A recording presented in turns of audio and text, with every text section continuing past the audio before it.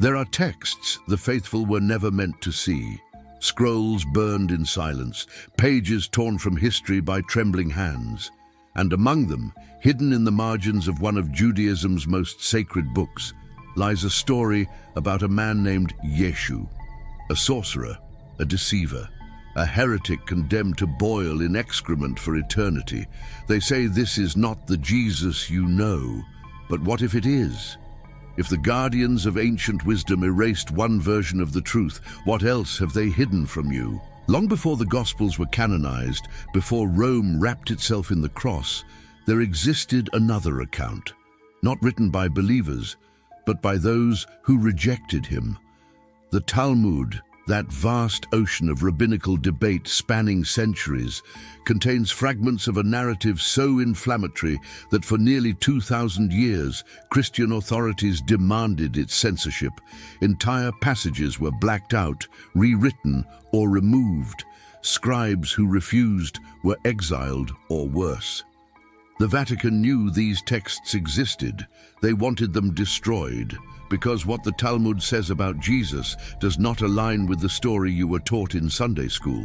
In the shadowed halls of Babylonian academies, where rabbis argued law and wrestled with the divine, his name appears. Not as Christ, not as Messiah, but as Yeshu HaNotzri, Jesus the Nazarene, a student who turned against his teachers, a man who learned the secret arts of Egypt and used them to lead Israel astray. The texts are sparse, coded, fragmented deliberately, some scholars say, to avoid Roman persecution or Christian retaliation. But they are there, and they tell a different story. According to these forbidden passages, Yeshu was born under scandalous circumstances. The son of a woman named Miriam, a hairdresser, and a Roman soldier named Pandera.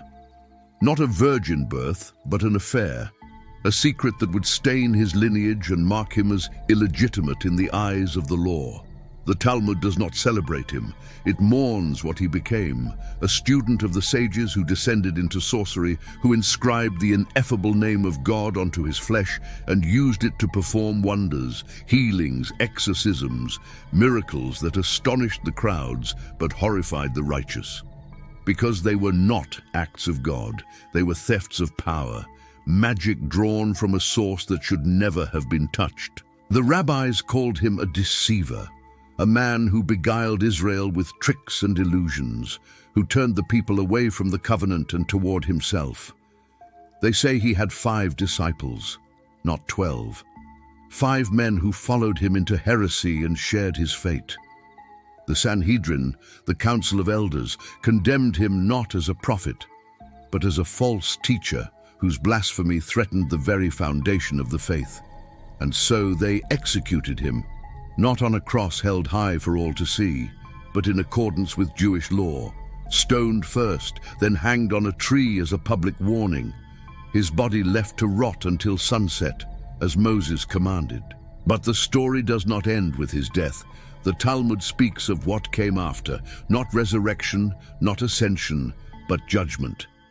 In the depths of Gehenna, the place of eternal punishment, Yeshu is condemned to sit in a cauldron of boiling excrement forever. A grotesque image meant to convey the ultimate disgrace. The rabbis did not see him as divine. They saw him as the greatest deceiver in Israel's history, a warning written in flesh and flame. For centuries, these passages were whispered about but rarely seen. Medieval Christian authorities scoured Jewish communities, confiscating Talmuds, burning them in public squares. The Disputation of Paris in 1240 put the Talmud on trial. 24 cartloads of manuscripts were condemned to flame. Why? Because they contained these stories. Because they challenged the narrative that had become doctrine. Because they suggested that the man worshipped by millions as God incarnate was viewed by his own people as a criminal and a fraud. Jewish scribes learned to self-censor. They replaced Yeshu's name with euphemisms. They obscured references. They added disclaimers insisting these passages referred to a different person entirely, someone who lived a century earlier. But scholars know the truth. The chronology, the details, the context all point to one man, the same man whose followers would eventually conquer the world in his name. The silence around these texts is not accidental. It is architectural, built stone by stone over centuries of fear, coercion, and blood. When Christianity became the official religion of Rome, when emperors traded togas for baptismal robes, a new kind of power emerged. Not just the power to rule, but the power to decide what was true, what could be remembered, what had to be forgotten.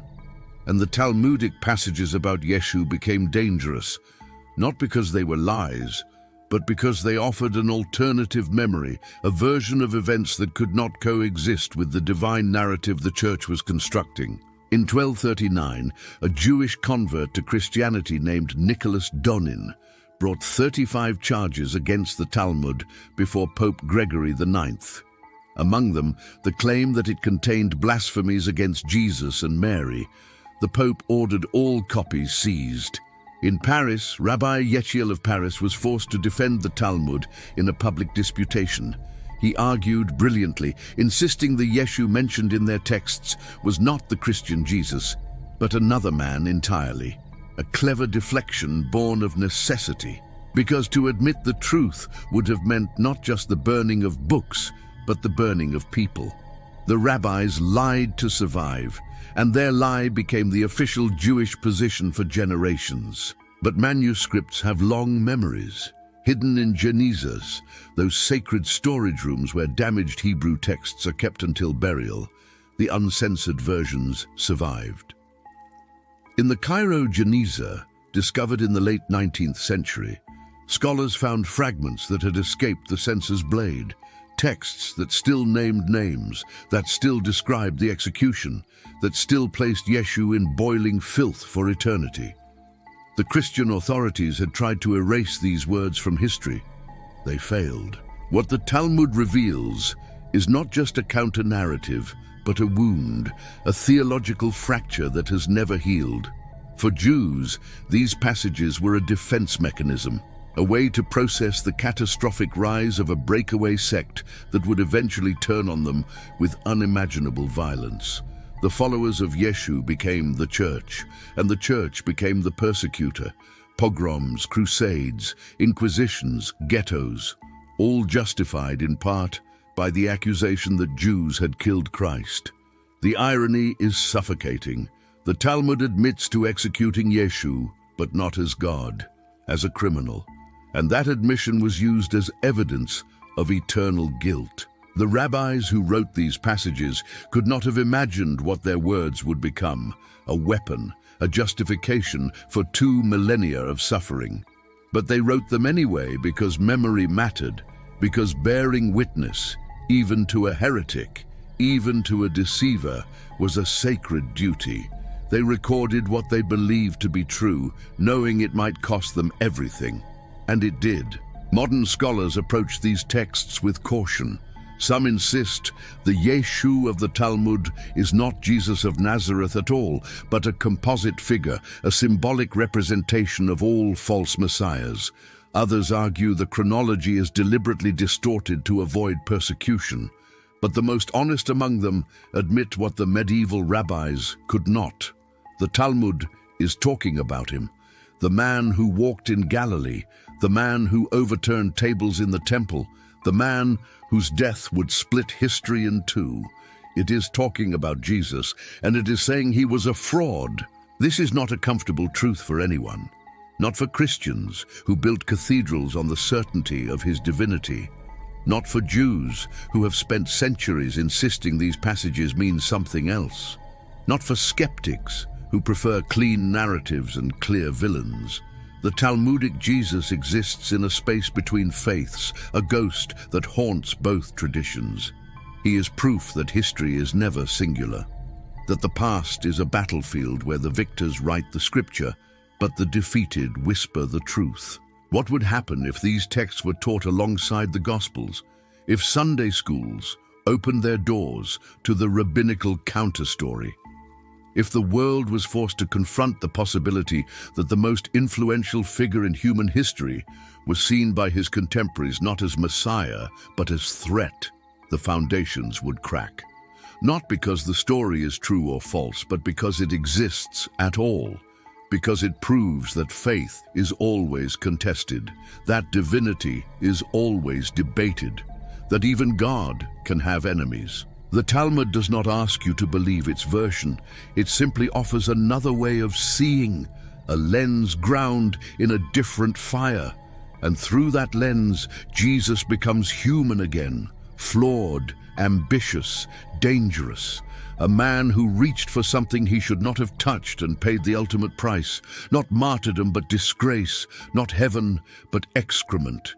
It is a brutal vision, unforgiving, almost unbearable. But it is written, and no amount of burning can make it unwritten. The gods did not hide this story. Men did, and now you know why. And if you seek the truths that empires tried to bury, stay close. There are more.